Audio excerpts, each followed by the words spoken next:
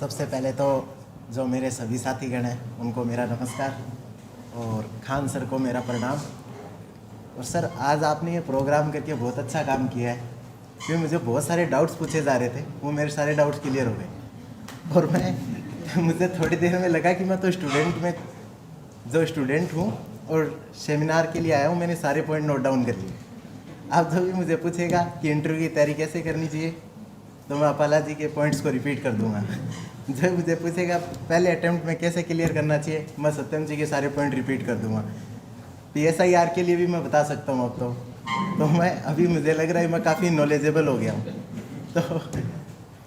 तो सर मैं सबसे पहले मैं अपने बारे में थोड़ा सा बताना चाहूँगा कि सर मैं प्रीलिम्स क्लियर करने के बाद राजेंद्र नगर में आया। राजेंद्र नगर में आके मैंने देखा कि यहाँ तो सब क्लासिकल डांसर हैं और मैं बारात वाला डांसर हूँ, और मुझे यहाँ पे लाके छोड़ दिया और अब कि कंपटीशन करना है इनके साथ।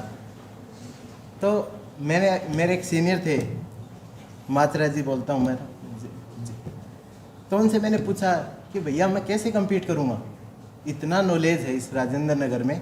वहाँ से देखो वाजीराम से लेके अग्रवाल स्वीट्स तक जाओ तो आदमी डिप्रेशन में आ जाता है कि मतलब इतना कोई कैसे पढ़ सकता है भाई।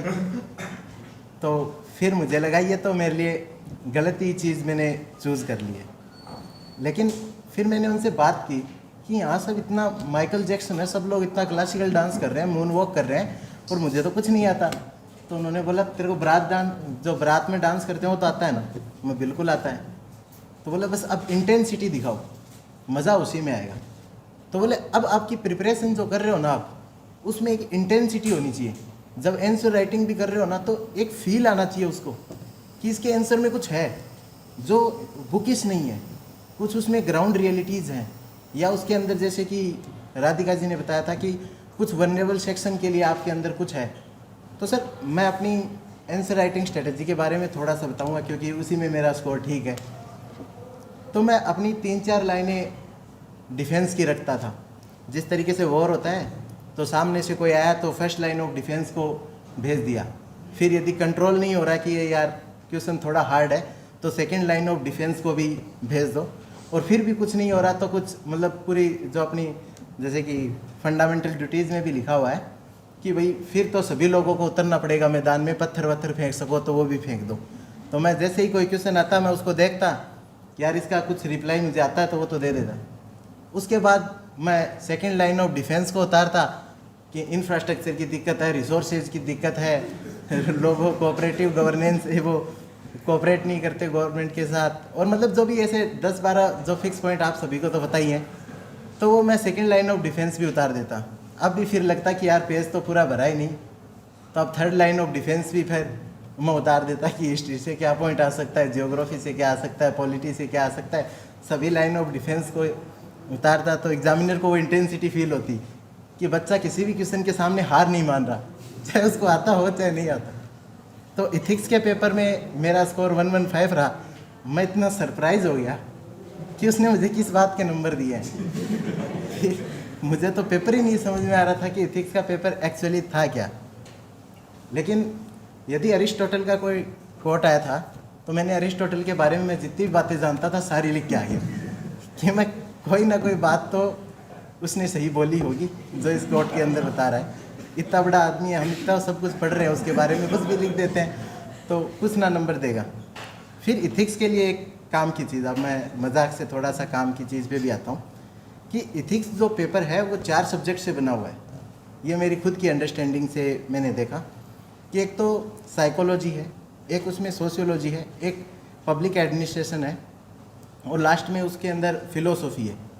तो मैं किसी भी पॉइंट पे मुझे कुछ भी नहीं आता, जैसे कि बहुत बड़ा कोट आ गया, मुझे कुछ भी समझ में नहीं आ रहा कि भाई साहब ने क्या बोला है, क्या समझ के बोला है, तो मैं यही सोचता कि यदि एक सोशियोलॉजी का स्टूडेंट होता तो उसको किस तरीके से देखता, यदि पब्लिक एडमिनिस्ट्रेशन का स्टूडेंट होता वो किस तरीके से देखता। तो चारों सब्जेक्ट की मैं नज़र से यदि 2-2 पॉइंट भी निकाल लेता तो 8 पॉइंट तो मेरे लिए सफिशिएंट थे उसको इंटेंसिटी दिखाने के लिए। और उसके बाद मैं क्या करता कि जो पब्लिक एडमिनिस्ट्रेशन ऑप्शनल है उसका सिलेबस सारा पढ़ लेता, अदरवाइज़ तो मैं कनेक्ट कैसे कर पाऊँगा। फिर फिलोसॉफी का भी सारा ऑप्शनल का मैंने सिलेबस पढ़ लिया, साइकोलॉजी का भी पढ़ लिया, और उसके बाद जो first line, second line, third line और फोर्थ लाइन डिफेंस तो मेरा था ही। तो यही मैं बताना चाहूँगा कि एक तो अपने आप को कम नहीं आंकना कि हमें कुछ नहीं आता, कुछ ना कुछ स्ट्रेंथ होती है अपनी। तो जैसे कि सभी ने बताया कि अपनी अपनी स्ट्रेंथ है, अपनी अपनी वीकनेस है, उसको यूज़ करना है। तो सबसे पहले मुझे यही डाउट था कि मेरे अंदर स्ट्रेंथ क्या है, तो मैं वापस माचरा जी के पास ही गया।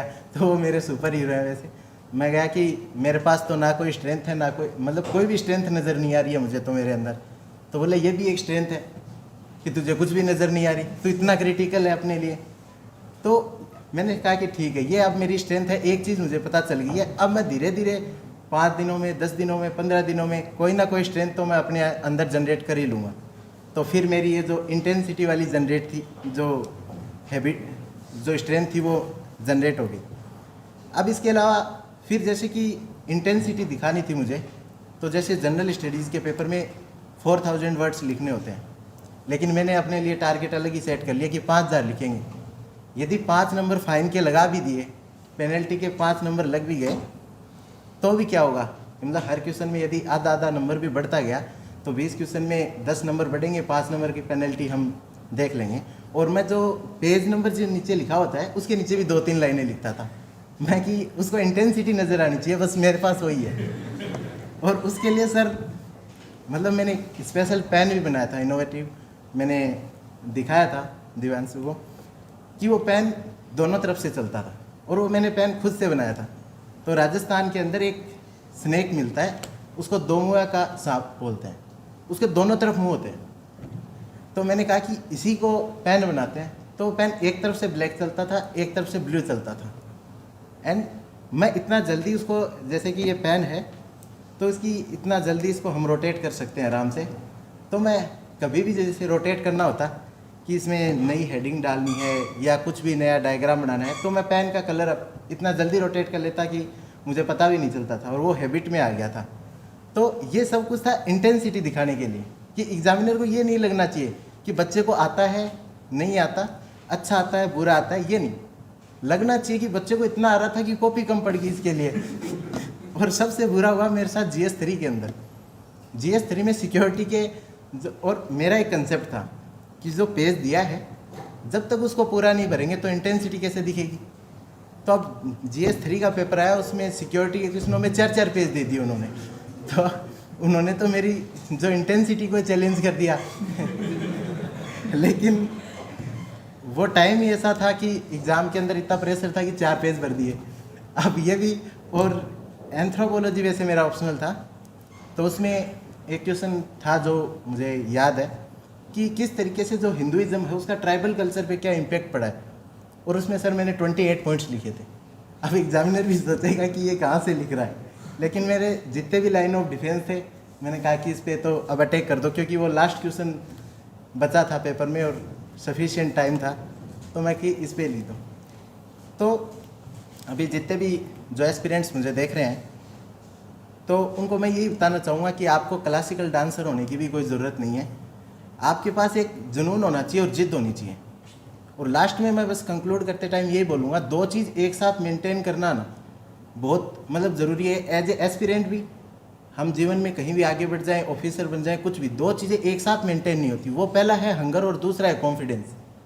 आपको हर दिन कुछ सीखने की भूख होनी चाहिए।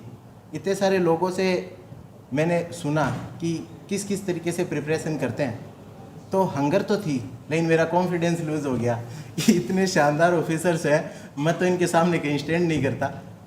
लेकिन फिर मैंने अब धीरे धीरे मतलब कि कॉन्फिडेंस वो लाया कि नहीं नहीं ठीक है, हमने ये सारी चीज़ें इनकलकेट करेंगे। तो एक यदि रामायण के अंदर एक स्पेशल कैरेक्टर था बाली, तो बाली की खास बात थी कि सामने वाले के पास जितनी भी एनर्जी है उसका 50% उसके पास आ जाता था, और फिर उससे जो भी लड़ता वो हार जाता था। तो बस अब मैं फाउंडेशन में मुझे इतने शानदार जो ऑफिसर्स और मेरे साथी मिले हैं, तो मैं कोशिश करूँगा कि मैं बाली बन जाऊँ और सबसे कुछ चीज़ें मैं आपसे उधार लूँगा, तो आप उधार दे देना मुझे। तो उसके बाद जो भी जितनी भी ऑफिसर्स लाइक क्वालिटीज़ हैं मैं डेवलप कर पाऊँगा अपने अंदर। इसी के साथ जो सारे एस्पिरेंट्स हैं उनको मैं आने वाले एग्ज़ाम के लिए ऑल द बेस्ट कहता हूँ। धन्यवाद। और जो खान सर हैं उनको एक बार फिर से मेरा प्रणाम, और सभी साथियों को नमस्कार।